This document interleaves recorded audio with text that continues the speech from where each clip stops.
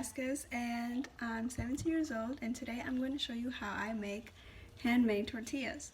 So the first things that I do is I get 1 cup of what we call maseca flour in order to make tortillas and 1 cup of water, and we put them in a bowl. So I have my flour in my bowl. Now I'm going to add my 1 cup of water to it and mix it up with my hands. I did wash my hands. So now my flour is starting to look like this. Kind of like a Play-Doh consistency, but a little bit more squishier. So I'm going to keep adding little by little my water. The thing about tortillas is that it can accompany any food. So in my house, we usually eat it with a lot of things. We eat it with eggs or beans or chicken and stuff like that. Starting to get there where I want it to be. This does tire your hand, but I'm used to it.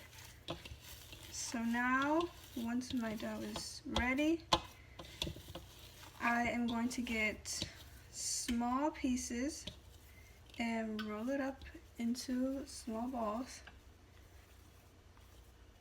They should be around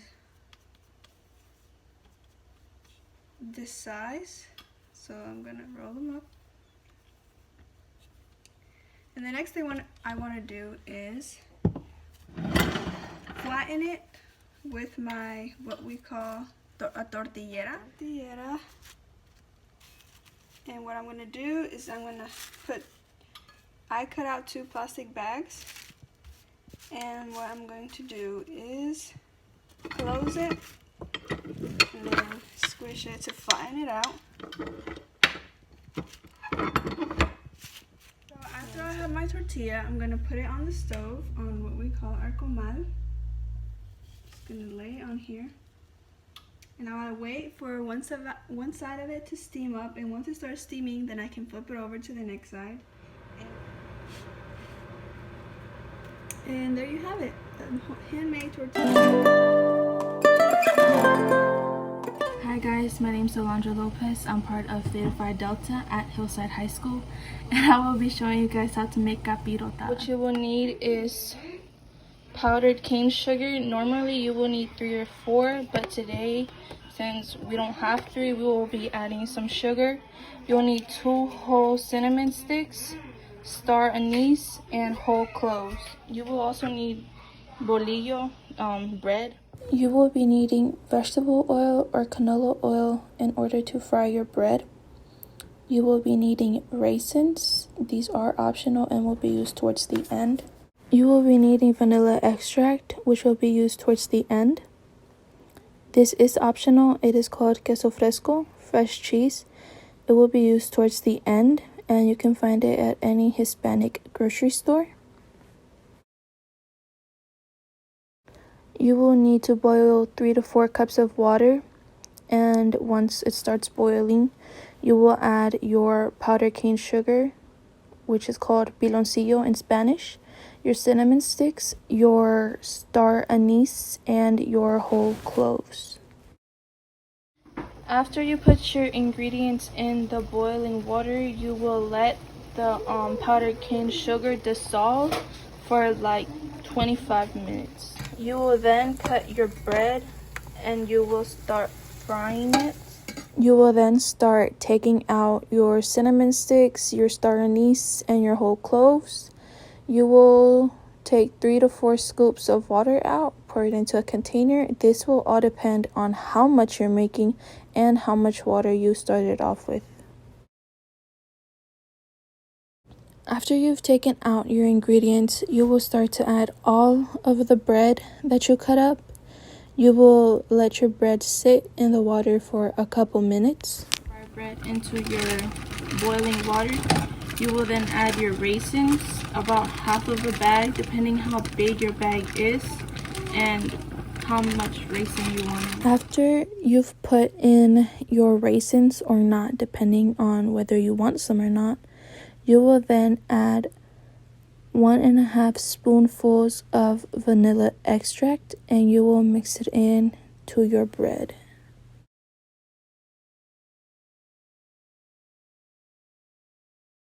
You will start grating your cheese, and this will be used after your bread is done. Once you have most of your ingredients in your pot, you will then put it on low heat, and you will move it around and wait until all the water is absorbed by the bread. This is what it's supposed to look like once it's done. Once it's done, you can serve it on a plate and add your cheese if you would like. This is what the capirotada looks like. It is a dessert from Michoacan, Mexico, and it is normally made during Holy Week, but it's also seen during the holidays. And that is how you make capirotada. Hola, my name is Yadira, and today I will be talking to you about the importance of Hispanic culture. And I'm very proud of my family's culture because of the different types of meals and foods that we present to the table. It's something that brings our family together. Also, what's important is our language and how other people want to learn our language as well. And I think that's also very important. And the music that we listen to as well is something that we hear in like gatherings and everything. And it's just something that brings like us closely together, and it just like makes us very happy. And today I would like to introduce you to one of our family classics, and it's called carne asada, and it's basically steak, and it's very great delicious steak with a few different sides, and it's something that me and my family, we love to cook together as a whole, and we like to just sit at the table and enjoy this meal. So today I'm going to show you how to prepare it. So before you start doing anything, we have our first side that's going to go with the steak, and this is called pico de gallo. I don't know how to say that in English, but that's how you say it in Spanish. It's pico de gallo. It consists of tomatoes, onions, and green peppers, and I'm going to add the last bit of things that it needs for its flavoring. So lemons is it's a very important element when it comes to cooking, because it really brings the acidity to a little bit more salt.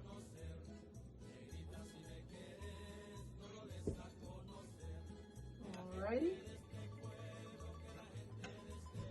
So that's ready, and we're gonna add that to the rest of the table when I put the steak in the griller. So we got that, and over here we also have another side. We also have the beans. The beans are also a very important side, and I just added some onions inside to give it flavor, and a teensy tiny bit of salt. So yeah, that'll, ooh, it's a little tough, but yeah. Those are the beans, and we also have a little bit of rice that we have today. We have the actual steak, and obviously we can't just put the steak onto the griller without seasoning it, and that's something that's important in our culture as well, is seasoning. Like, we don't like things to be unseasoned. We like to season it and make sure it has that flavor and like brings out that taste after it's cooked. So when this comes in, it might look a little weird, but trust me, this is where all the flavor is in. So basically what's in here is peppers, onion, garlic, a little something my mom likes to call, I can't find it, oh here it is, consomme de pollo. And although it might say chicken, this actually really brings the flavor when it comes to the steak. So yeah, it's that saltiness in it. So we obviously put it in. Ooh, strip it a little bit, and then we mix it up. It's gonna get messy in the kitchen, living in a Hispanic household, and yeah. Okay, so now we're outside and we have the steak on the grill. And as you can see, we also have some other sides just for decoration on the plate. There we go. Oh, so this is right here. This is also known as cebollín. It's something that's very famous when it comes to the plate. And here we also have cactus. And it's not the pointy cactus that you think. It is, but the little, the spiky thingies are removed.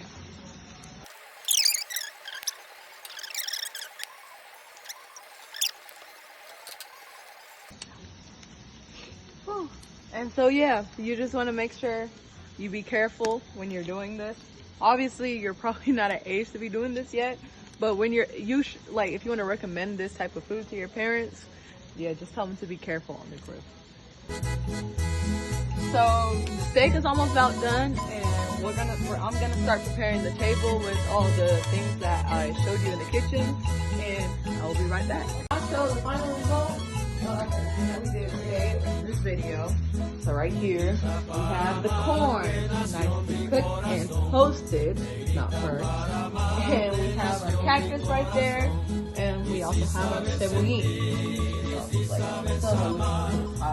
And over here we also have what my mom likes to call special sauces. We always get some from the specific store because they are the best sauces to go with the steak. And then obviously right here we have the pico de gallo that we did earlier. Here's some corn, and here's the final steak. And it's very nice and toasted, and it's looking very yummy, and I'm going to eat it. Delicious. And here we also have another side, which is the tortillas. We can never forget about the tortillas because tortillas are very important in our culture. We also have our avocados. Never forget about avocados because avocados are good for you. You love the beans. And yeah, we really enjoyed that. But also, I hope that you enjoyed this little process of me cooking for my family. And I hope you guys have a great rest of your day. Bye. Hi, my name is Viviana.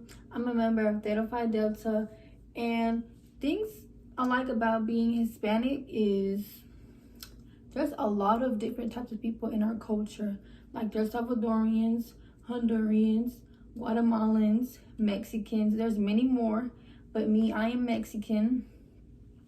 Like we have different types of accents. Not everybody sounds the same.